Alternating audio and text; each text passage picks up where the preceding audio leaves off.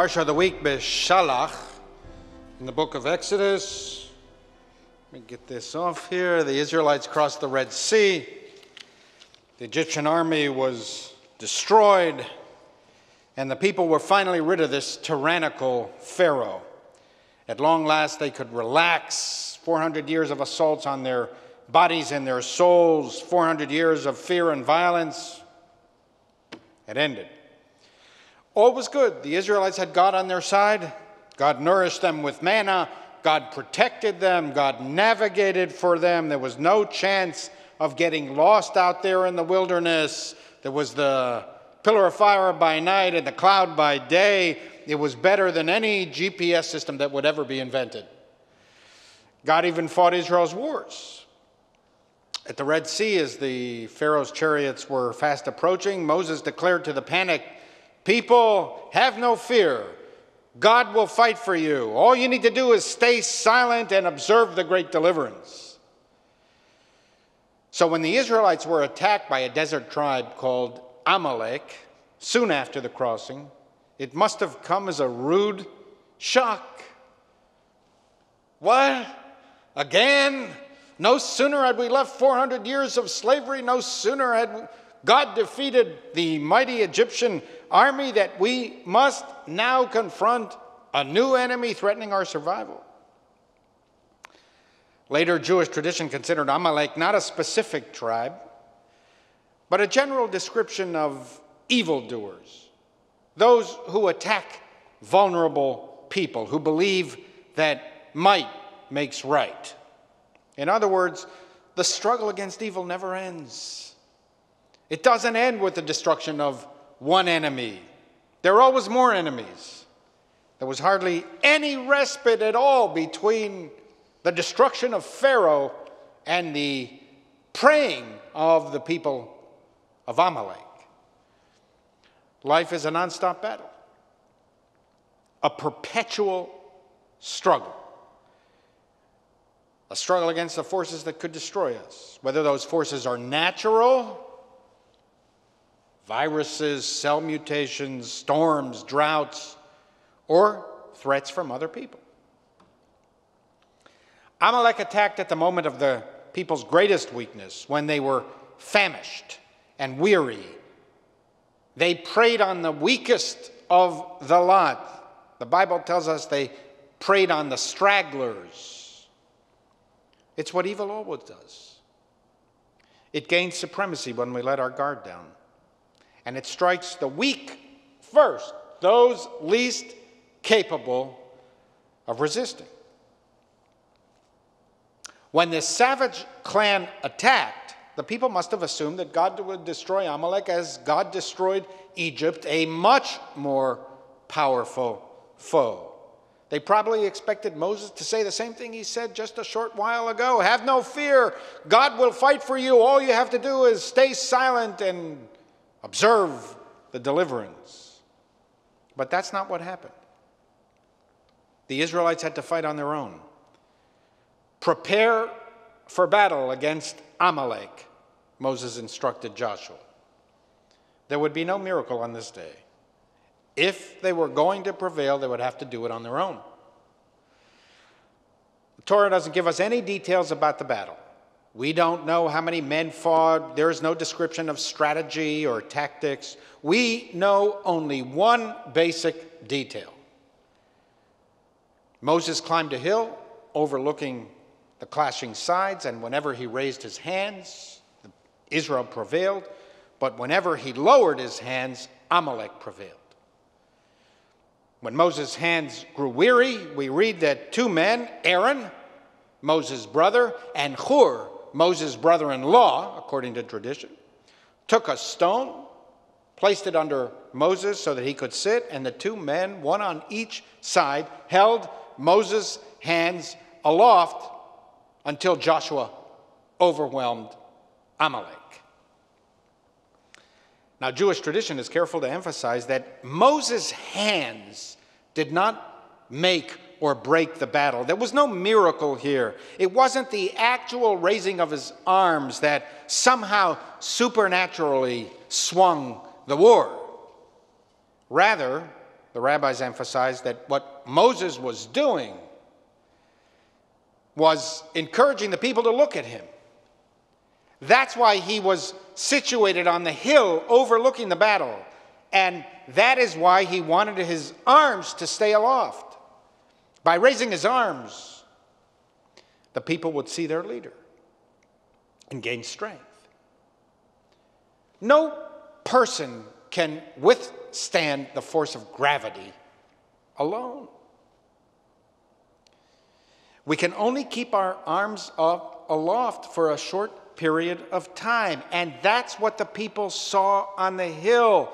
They saw a man contending with the same forces that the people themselves were contending with. Moses was weary. He was sitting on a stone in extreme discomfort. He strained against the force of gravity and was defeated by it. He needed the two other men to help him keep his arms aloft. The only way Moses could keep his arms up was through the support of other people. He had to rely on them. And that's what the people saw when they looked up on the hill. They saw Moses that couldn't do it on his own. He needed to rely on other people. The actual verse in the Torah describing Moses on the hill is magnificent. Vayehi yadav emunah ad bo hashamesh. And Moses' hands remained steady until sunset. The word the Torah used to describe Moses' hands remaining steady is emunah, a word that we commonly associate with faith or belief. When the people looked up on the hill, they saw Moses prevail against the forces arrayed against him through emunah, through a steadiness born of faith in other people who would help Moses with his struggles. The only way to defeat the evils of the world is through faith in each other, belief in the reliability of one another, confidence that I can rely on you, I can depend on you, and you can depend on me. It's a profound lesson. We cannot prevail over life's challenges alone. We must do it together. Everyone needs someone to hold their arms up, to keep them aloft, especially when we are vulnerable. Philosopher Franz Rosenzweig wrote this profound passage. None of us has solid ground under our feet. Each of us is held up by neighborly hands, grasping us by the scruff, with the result that we are each held up by the next one, and most of the time, we hold each other up mutually. There is no such thing as standing. There is only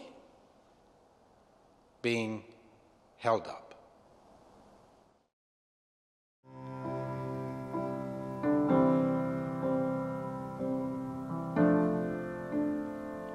The Song of the Sea. Mi kolot ma'im rabi aririm mishpareya. 23. Mi kolot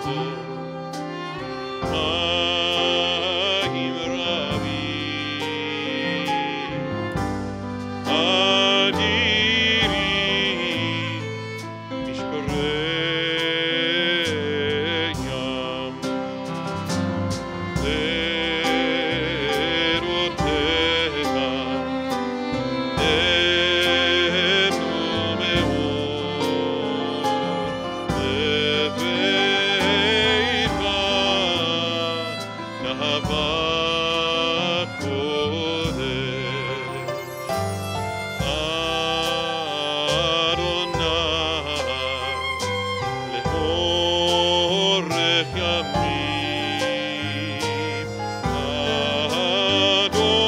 אדוני, לאורך ימים, כי קולו מים רבים,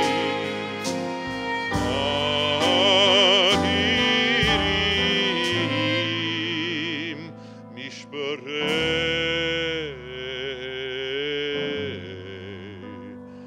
ים.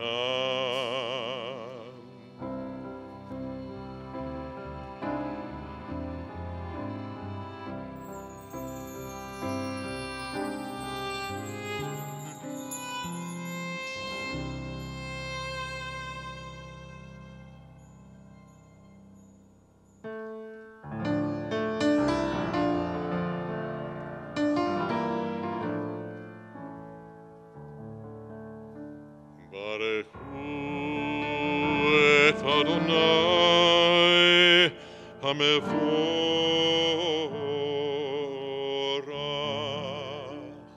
ברוך אדוני המבורך לעולם ועד. ברוך אדוני המבורך לעולם ועד.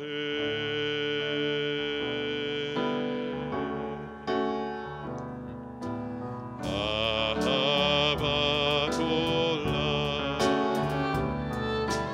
בית ישראל, עמך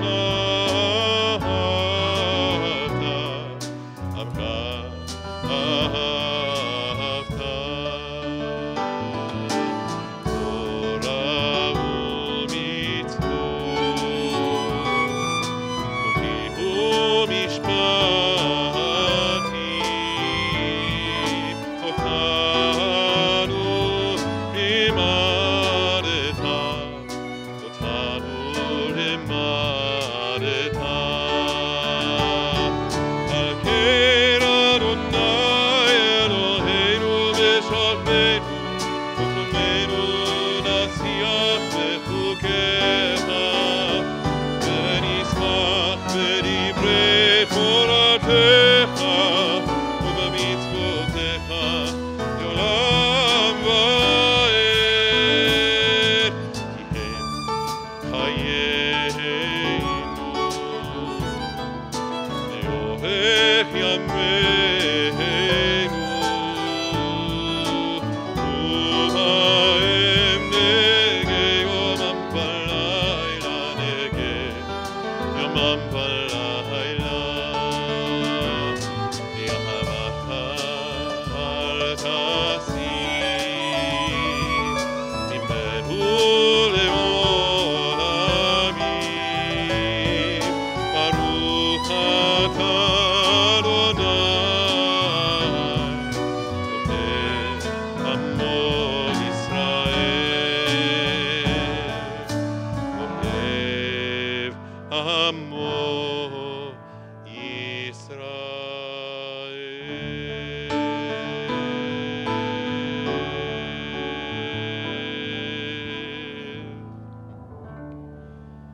שמע ישראל, אדוני אלוהינו, אדוני אחד.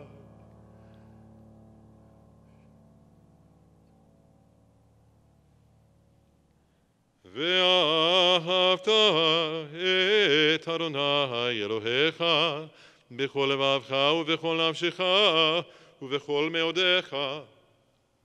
והיו הדברים האלה אשר אנוכי מצווך היום על לבביך, ושיננתם לבניך, ודיברת פעם בשבתך בביתך ובלכתך בדרך ובשוכבך ובקומך, וקשרתם לאות על ידיך, והיו לטוטפות בין עיניך, וכתבתם על מזוזות ביתך ובשעריך, למען תזכרו ועשיתם את כל מצוותי, והייתם קדושים לאלוהיכם. אני אדוני אלוהיכם, אשר הוצאתי אתכם מארץ מצרים, להיות לכם לאלוהים. אני אדוני אלוהיכם, אדוני אלוהיכם, אמן. אמת ואמונה כל זאת, וקיים עלינו, כי הוא אדוני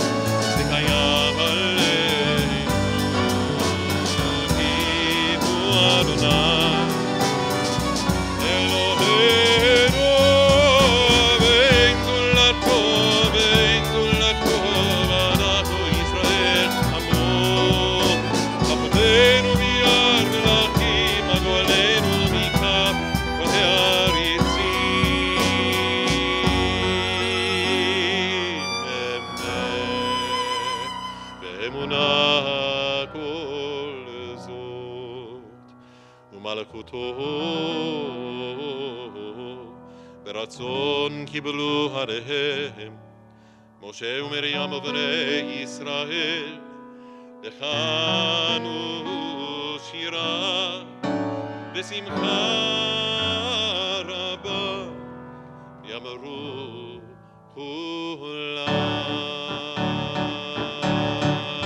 יא לה לה לה לה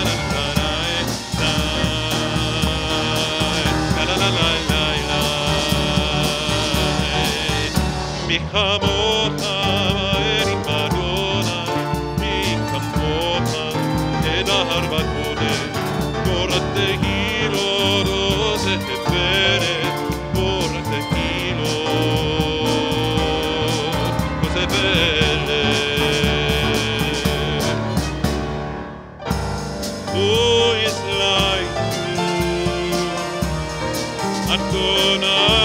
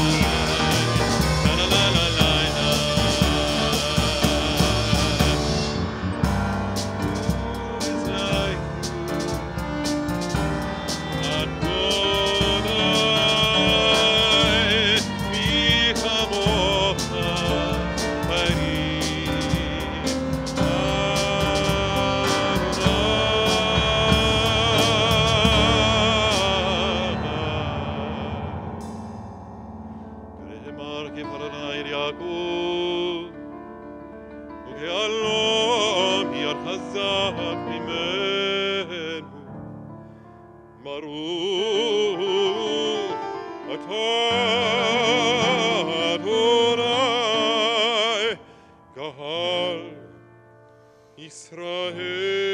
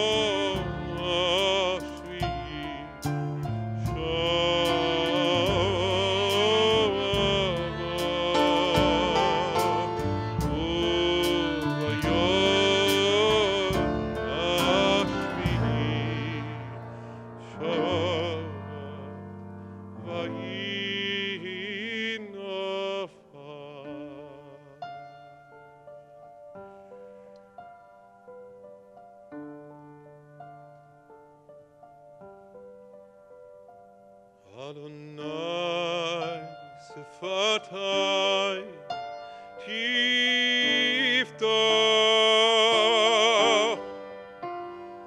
Adonai Sefatai Tiftach Ufi Agi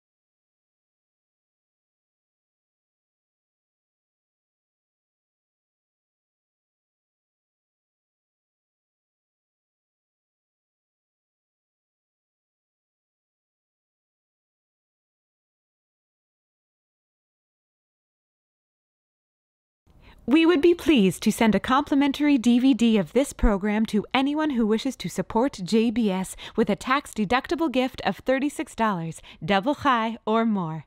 Simply visit the JBS website at jbstv.org and click on the Donate button to make a donation by PayPal or your credit card. And please indicate the program for which you would like a DVD. Or you can send your tax-deductible check to JBS, Post Office Box 360, Stamford, Connecticut 06904. Or you can call the JBS Pledge Line at 833-MY-JBS-TV. That's 833-695-2788. And again, please remember to indicate which program you would like to receive with our compliments. We thank you for your kind support.